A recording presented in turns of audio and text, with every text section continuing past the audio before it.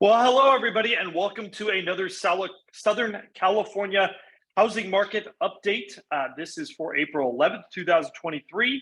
My name is Stephen Meade with Domicile Real Estate, where we are on a mission to help California's renters become homeowners. I just got back from the California Association of Realtors Fair Housing Day in Hollywood, California this morning. And I want to talk a little bit about where we are and about the Easter holiday and what the Easter Bunny did not bring. And I won't make you wait until the end of the video or tease you. The Easter Bunny did not bring us more houses for sale. And really, it's really, I don't ever remember a spring that looked quite like this before. And I've said that a few times, but every 2 weeks when we get the numbers on this and I take a look at them, I'm still astounded.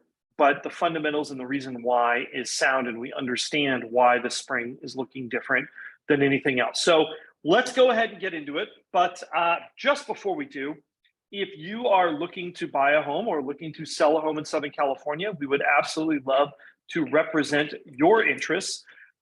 We also do webinars. I think we might have another one coming out. As many of you have heard, I should probably put this news out there. The California Housing and Finance Agency's Dream for All program was apparently a dream for only a few, as it ran out of money in less than 2 weeks. But we're putting together a webinar. I don't have a link for you guys, but I'll put it in there at a later date. And that webinar is Home Buyer Hack. So it's really kind of a collection of kind of our favorite sort of loopholes and tricks for first-time homebuyers trying to get a leg up on the competition and trying to get ahead.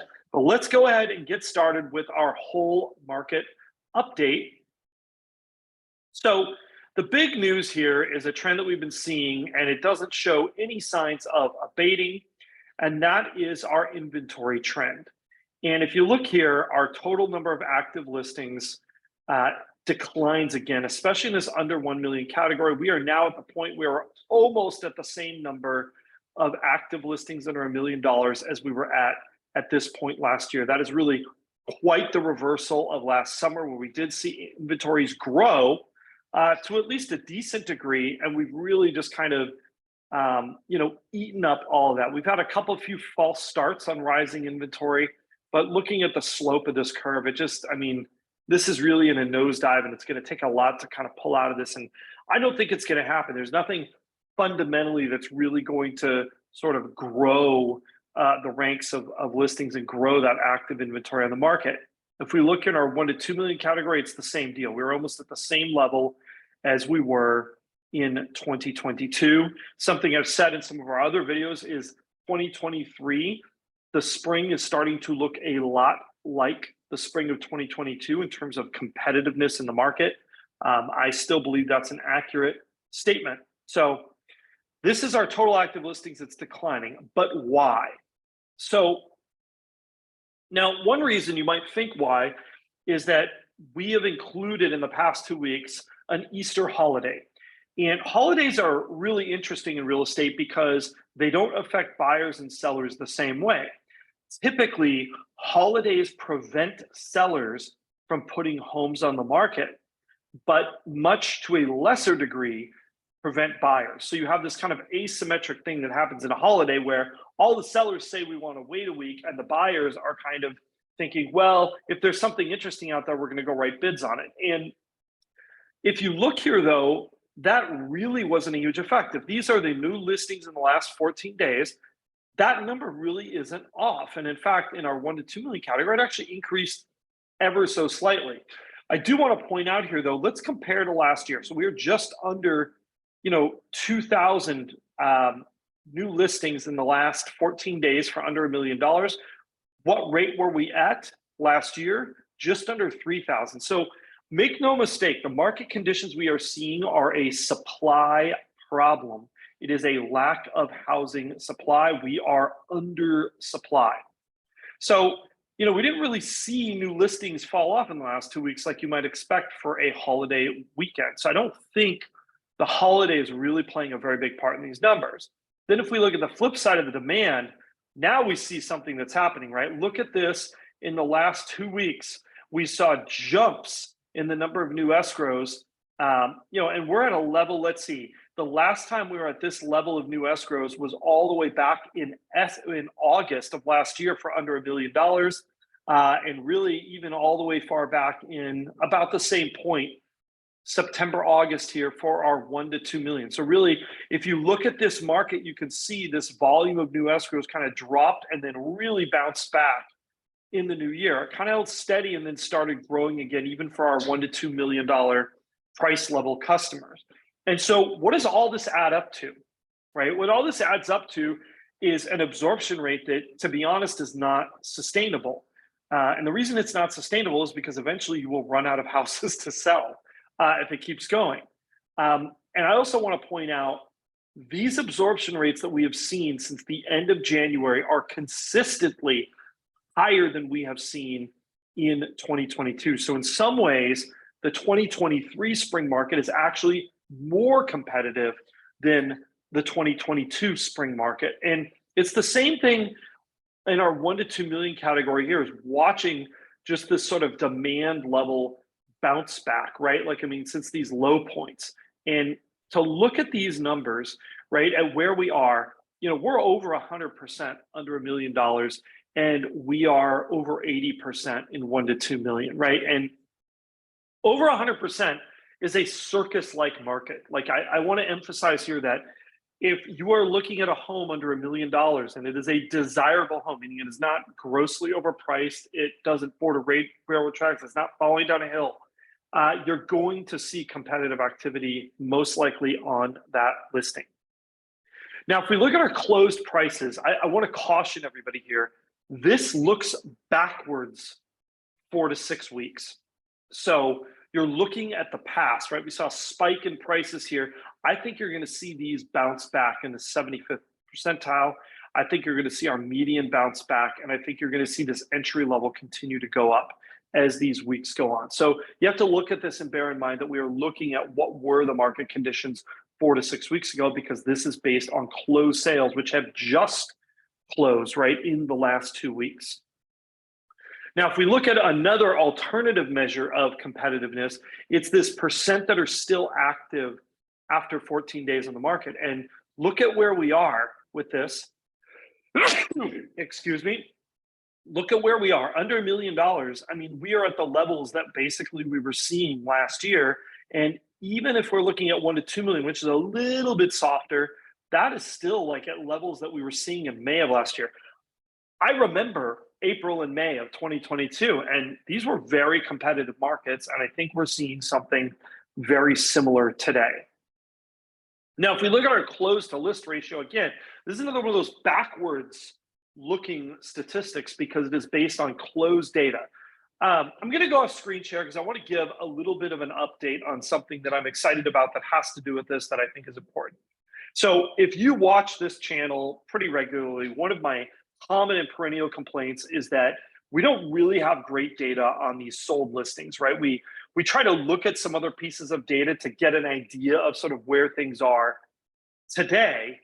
But the other problem that we're looking at is our actual confirmation of that data is old. It's 4 to 6 weeks old. The MLS is working on aggregating, meaning taking a bunch of listing information and putting it together. So you don't see individual listing data. They're looking at putting that together to sort of create more present on market stats, right? Like things, what is the in escrow price, or what is that close to list? We might be able to see that in real time for where the deals are negotiated. And that would be huge to be able to do that. So we're expecting to see that come online probably in the next 9 to 12 months. I'm excited for that because obviously that's going to really change and give us just a lot more business intelligence and insight into where the market is exactly at this moment in time, which is always what I'm striving to give everyone who's watching so you can make better real estate decisions. If we look at our days on new market for new contracts, this is data that's a little bit more recent, right? Because it's based on things that went into escrow in the last 2 weeks. And where are we? We're basically right about 35 days. That is longer than we saw last year, but I'm looking at this trend line and I think this is going to head under 30 days shortly.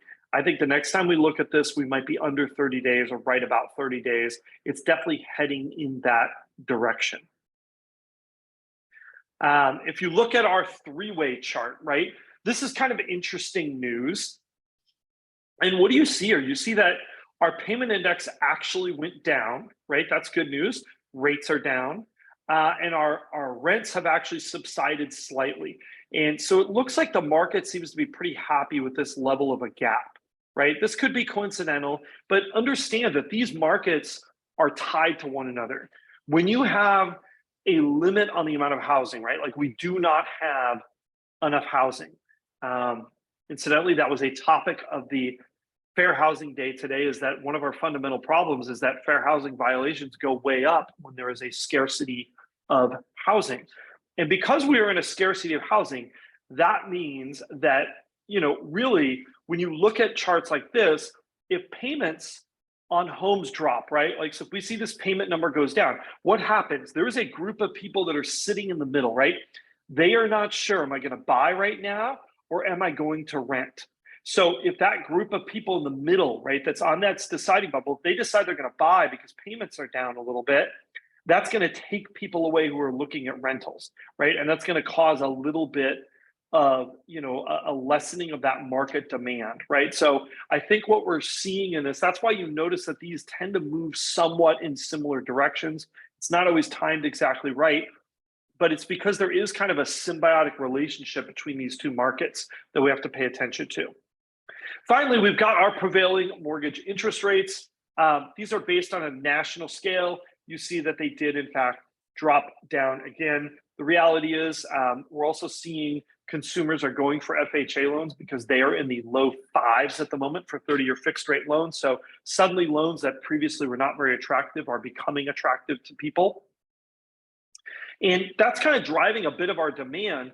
But like I said, the demand is kind of the story on page 10, right? The headline, the front page news is really this complete lack of inventory and a complete lack of replenishment of supply. We're just not seeing homes coming on the market at the rate that we would expect during the spring. And these numbers, to be honest, these numbers are really down about 50% almost versus where they were last year. And that's really going to be the most dominant driving force in the market. And I've said this a couple of times before, I just don't see it changing. There is no looming foreclosure boom. There is no, and in fact, even the exodus out of California, right? Even that has slowed down to some degree. And the big reason is because interest rates went up. So if you are sitting in California with a 3% mortgage, are you going to move to Texas for a 6% mortgage? Probably not, and an increase in your property taxes. So, the only people we're really seeing moving out of California are retirees who own their homes free and clear and can buy for cash elsewhere because that interest rate is not a factor for them. So we're seeing a reduced California exodus. So those are homes that are not coming on the market. And we're also seeing a reduced move-up market, people who would put one home on the market and then buy another home. Again, because of that interest rate phenomenon, it doesn't make a lot of sense for people to do that. So because of this big lock-in effect, there's just not a lot of things that are pointing to inventory and new listings on the market going up. Anyhow, thank you so much for watching. As I mentioned, we do have another webinar coming out. I know you guys have been signing up for those. That's great when you sign up for those. We like doing them. We like giving people information that they're not always hearing elsewhere. We've got one coming up. We're calling it Home Buyer Hacks. So it's kind of just our favorite tips, tricks, loopholes, kind of little things that people haven't really been thinking about or advertising. So we'll obviously put out probably an email. We might even make just like a little bit of a video advertising that when we're ready for that one to come out. Thank you so much for watching. We love having you. Questions and comments, we love them.